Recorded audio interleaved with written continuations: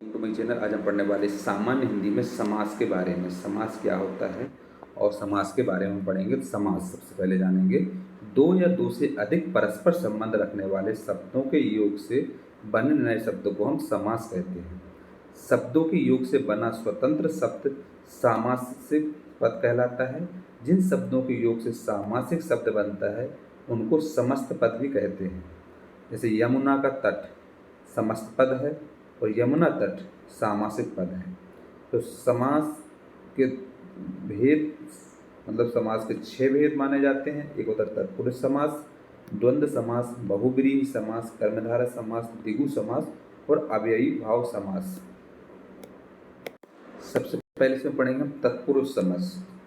तत्पुरुष समास जिस समास में दूसरा पद प्रधान होता है और पहले पद के विभक्ति चिन्ह का लोप कर दिया जाता है उसे तत्पुरुष समास कहते हैं। जैसे कि उदाहरण है शरण में आगत, शरणागत।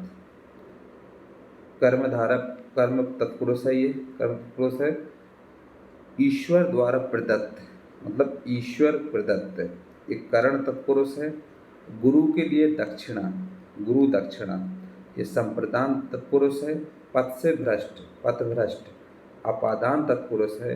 राजा का कुमार, राजकुमार संबंध तत्पुरुष है। नीति में निपुण, नीति निपुण अधिकरण तत्पुरुष है। युद्ध में स्थिर, युधिष्ठिर मतलब अलुप तत्पुरुष है। न अधर्म मतलब अधर्म। न तत्पुरुष है। नीति का ज्ञाता, नीतिज्ञ उपपद तत्पुरुष है।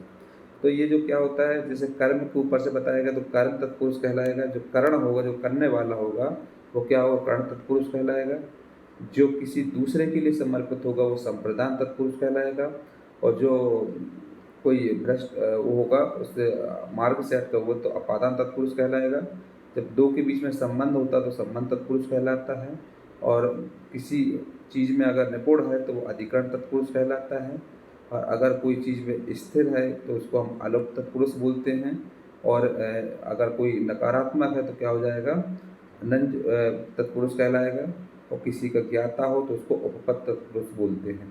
तो शरणागत का अगर हमको समास विग्रह करना हो तो आ जाएगा शरण में आगत, कर्म तत्पुरुष में आएगा।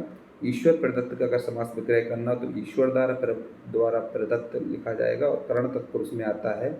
गुरु दक्षिणा, इसका समास विग्रह करना हो तो गुरु के लिए दक्षिणा हो जाएगा और संप्रदान तत्पुरुष में आता है। पथ भ्रष्ट, इसका अगर समास विग्रह करने हैं तो पथ से भ्रष्ट लिखा जाएगा और अपादान तत्पुरुष होता है। राजकुमार तो राजा का कुमार जो कि संबंध तत्पुरुष में आता है। नीति निपुण, इसका अगर समास विग्रह करना हो तो नीति में निपुण मतलब अधिकरण तत्पुरुष। युधिष्ठिर, इसका समास विग्रह करना हो तो युद्ध में स्थिर अलोप तत्पुरुष।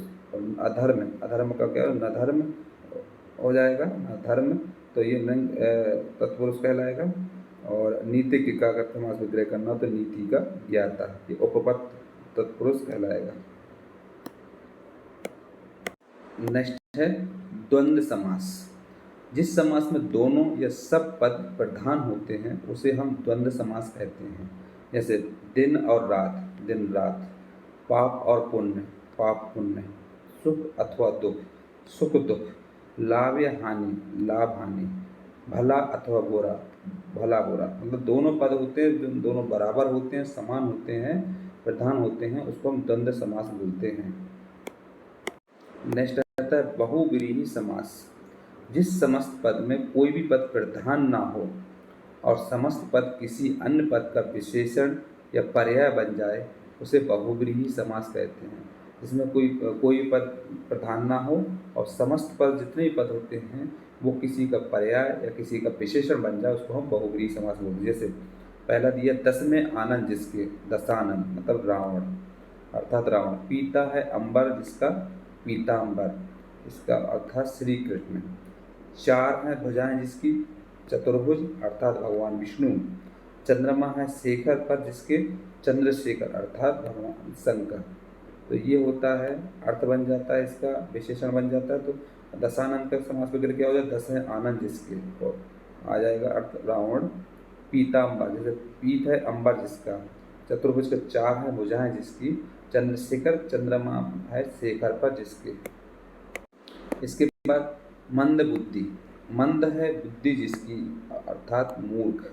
सुशील, सुष्ठु में है शील जिसका मतलब था चरित्रवान। महात्मा, महान है आत्मा जिसकी अर्थात महापुरुष। नीलकंठ, नीला है कंठ जिसका अर्थात शंकर जी। नेक्स्ट है कर्मधारय समास।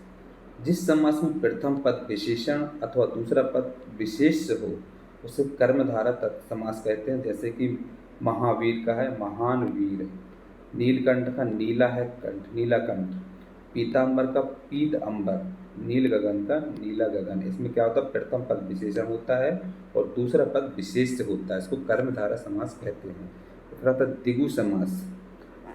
दिगु समास में प्रथम पद संख्यावाचक विशेषण होता है और उत्तर पद विशेष होता है, उसे हम दिगु समास कहते हैं। जैसे कि त्रिलोक, त्रिलोकों का समूह। पंचवटी, 5 वटों का समूह। नवग्रह, 9 ग्रहों का समूह। सतसई, 700 दोहों का समूह। ये दिगु समास में आता है। इसमें क्या होता है प्रथम पद होता है वो संख्यावाचक होता है। नेक्स्ट है अव्ययी भाव समास। जिस समास में पूर्व पद प्रधान तथा अव्यय होता है और उत्तर पद संज्ञा अथवा विशेषण होता है उसे अव्ययी भाव समास कहते हैं। इसमें पूर्व पद प्रधान अथवा अव्यय होता है और उत्तर पद संज्ञा अथवा विशेषण होता है, उसे अव्ययी भाव समास कहते हैं। जैसे यथाशक्ति, यथा धन शक्ति, प्रत्येक, प्रतिधन एक। यथा समय का अगर समास विग्रह करें समय के अनुसार। आजन्म मतलब जन्म से लेकर। आजीवन मतलब जीवन भर। साफ साफ मतलब बिल्कुल साफ। दोनों दिनों दिन मतलब दिन धन दिन। उपराचार्य, प्राचार्य के समान। भरसक मतलब शक्ति भर। तो ये होता है अव्ययी भाव समास।